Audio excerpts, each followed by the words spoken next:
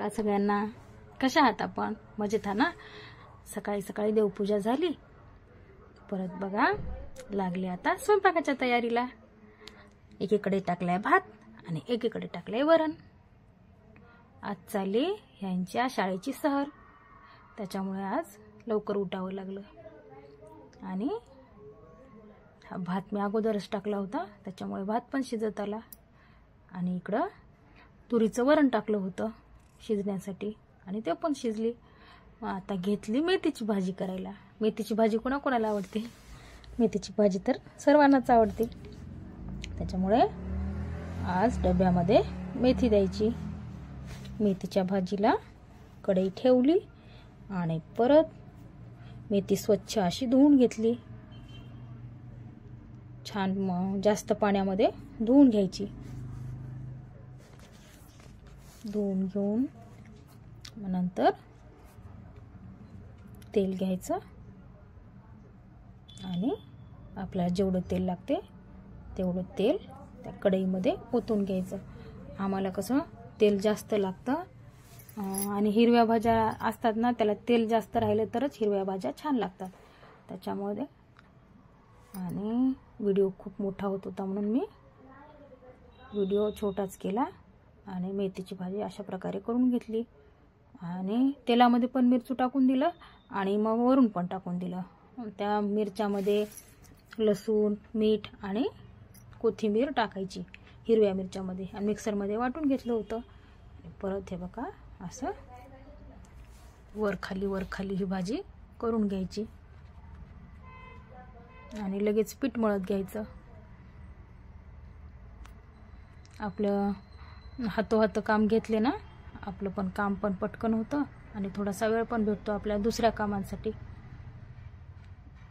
आणि हे असं छान असं पीठ मळून घेतले आणि तोपर्यंत इकडं भाजी शिजत आहे.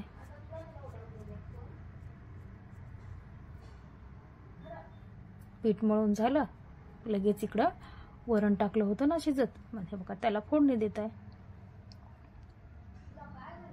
छान असं तेल टाकलं, मग ही भाजी बघा किती होती आणि केवढी झाली. दिसायला मेथीची भाजी भरपूर दिसते आणि शिजली की कमी होते. त्याच्यामुळे आणि हे बघा इथं तेल पण आपलं तापलं. मग त्याच्यामध्ये काय करायच्या, आधी भाजीला परतवून घेते आणि छान असं तिला शिजू देते. मग परत छान अशी शिजली. परत यायचं इकडं आता वरणाकडे. एकामध्ये एक आपल्याला सगळेच कामं करावं लागतात. मग त्याच्यामध्ये टाकायचा लसण. 2 पाकळ्या टाकल्या तरी चालतात. कोणाला जास्त लागतो मग लसण, कोणाला कमी. मग छान असं कुडून घ्यायचं. तेलामध्ये टाकलं की लगेच त्याच्यात जिरं टाकायची. जिरं, मोहरी टाकून घ्यायची मस्त अशी. मग त्याच्यानंतर लाल तिखट टाकायचं. आणि मी त्या डाळीमध्ये कांदा, लसूण, कोथिंबीर, हिरव्या मिरच्या हे पूर्ण टाकून घेतल्या होत्या. ते शिजून त्याच्यामध्ये शिजून जातात. टोमॅटो अगोदरच शिजताना टाकून द्यायचं. हे बघा छान अशी फोडणी बसली का नाही, छान असं परतवत राहायचं. आणि मग त्याच्यामध्ये छान असं हलवून घ्यायचं. बघा मेथीची भाजी पण झाली. आणि मग त्या कुकरमध्ये थोडीशी डाळ राहते ना, त्याच्यामध्ये थोडंसं पाणी टाकायचं. छान स्वच्छ असं ते कुकर धुवून घ्यायचं आणि मग त्या वरणामध्ये टाकून द्यायचं. हे वरण एवढं छान लागतं ना, आपण भंडाऱ्यामध्ये ते खातो का नाही वरण, तसं वरण लागतं. मग त्याच्यामध्ये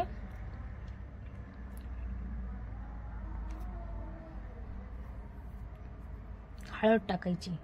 हळद शक्यतोवर आपण ना तेलामध्ये न टाकता हळद वरणामध्ये वरूनच टाकायची. कारण वरणाला ना आपण फोडणीमध्ये टाकलो का नाही काळपट रंग येतो आणि हळद वरून जर टाकली ना काळपट रंग येत नाही, कारण तेलामध्ये करपते ना हळद. त्याच्यामुळे शक्यतो आपण वरूनच टाकायचं.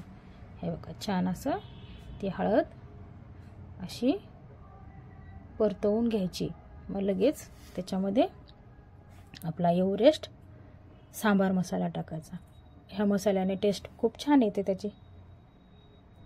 आणि मग आपण मसाला टाकला नाही तरी पण चालते, तसं पण ते वरण एवढं छान लागते ना, खूप छान लागते. झालं वरण.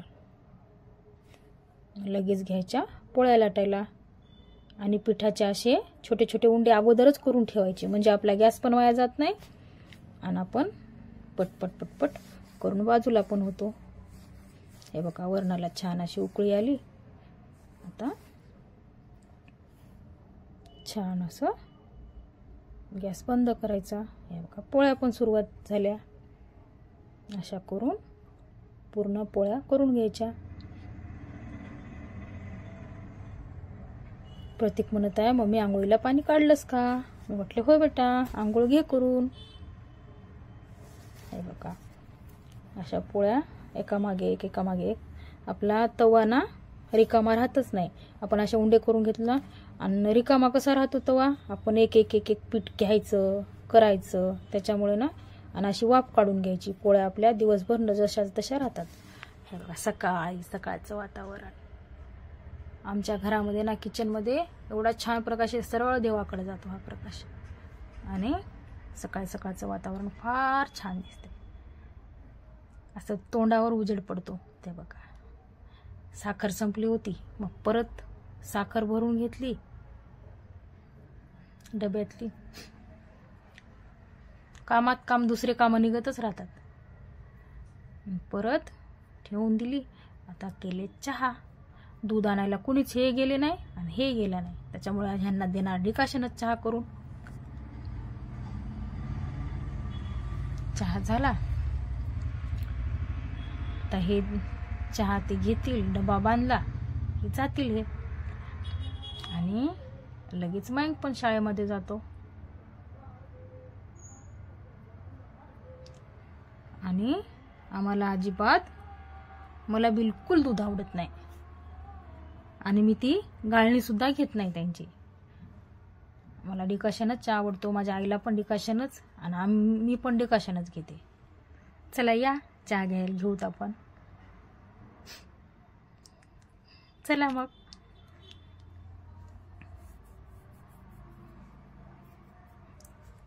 चहा घेऊन झाला. हे बघा एक टोस्ट घेतला. आणि मला सकाळी सकाळी जास्त काही खायला बिलकुल आवडत नाही, जातच नाही खायला जातच नाही. त्याच्यामुळे लगेच आपल्याला 5 मिनिटं सुद्धा आराम भेटत नाही. जोपर्यंत घरातले कामं होत नाहीत तोपर्यंत लगेच. हे बघा आता घेतला टिफिन. यांचा टिफिन बांधून दिला पूर्ण. आणि आज पोळ्यांचा पेपर सुद्धा संपला होता. मग वर्तमानपत्रामध्ये दिलं टाकून.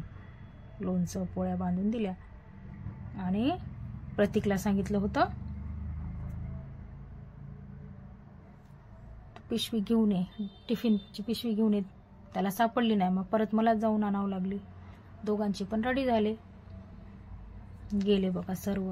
आणि सगळेजण गेले ना, घर कसं मोठं मोठं लागतं आणि आपली कामं सुधारतात. आपल्याला पटपट पटपट करून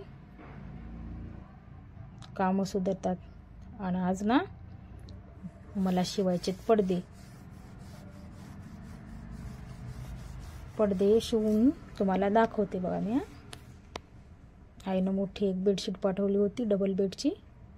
आणि त्या बेडशीटचे मला करायचे बघा आज पडदे. तुम्हाला दाखवते. हे बघा हीच ती बेडशीट. आणि आपण हे बेडशीट घ्यायची आणि कोणाकोणाला टेपनी मोजता येत नाही ना, मग आपण आपला जो पडदा आहे का नाही तोच पडदा घ्यायचा आणि त्याला बरोबर असं जोडायचं. जोडून पाहायचं किती आहे काय नाही ते. आणि त्याचप्रमाणे पूर्ण कट करून घ्यायचं. पण एवढं लक्षात ठेवायचं की ते सरळ रेषेमध्ये गेलं पाहिजे. त्या रेषेमध्येच ते कट करून घ्यायचं. म्हणजे काय होतंय, थोडंसं जरी क्रॉस गेलं का नाही मग ते वेगळंच दिसतं आणि त्याला कोस निघतो. ती बेडशीट चांगली दिसतच नाही. पडदा चांगला म्हणजे आपण जेव्हा पडदा शिवायला घेतो का नाही तेव्हा तो पडदा व्यवस्थित येत नाही. हे बघा असे मोजून घेतले मी. 2 विंडोचे व्हायला लागलेत आणि 2 व्हायला लागलेत डोरचे. छान असं मोजून घेऊन आणि रेष ओढून घ्यायची. कुठून कुठपर्यंत आहे काय नाहीये ते असं व्यवस्थित एकावर एक जोडून असं मोजून घ्यायचं. मोजून घेऊन हे बघा इथपर्यंत यायला लागलाय आणि हे खालचा भाग तेवढा एवढा उरायला लागला. एक बेडशीट उरायला लागली. हे बघा छान अशी रेष. ही पेन चालतच नव्हती बघा. दुसरी पेन घ्यावं लागली आणि छान अशी रेष मारून घेतली. आणि हे बघा सरळ एका रेषेमध्ये असं कट करून घ्यायचं. बरोबर असं कट करून घेतलं. मग हे बघा याला खोस होता मग ते व्यवस्थित खोस काढून घेतला. परत आता हे 2 विंडोच्या आहेत ना बेडशीट मग त्या पण छान अशा व्यवस्थित एकावर एक ठेवून त्या पण कट करून घ्यायच्या. त्या पण तशाच व्यवस्थित छान कात्रीने कातरून घ्यायच्या. थोडंसं पण आपण इकडे तिकडे पाहून चूक केली ना मग ते परत आपल्यालाच कठीण जातं. हे बघा छान असं कट करून घ्यायचं आहे बघा. ह्याला पण कोस आहे बघा. मग ते पण कोस मी व्यवस्थित असा कातरून घेतला आणि बरोबर करून घेतली है ना. निघाला का कुठेतरी काहीतरी. चला जाऊत मग पडदे शिवायला.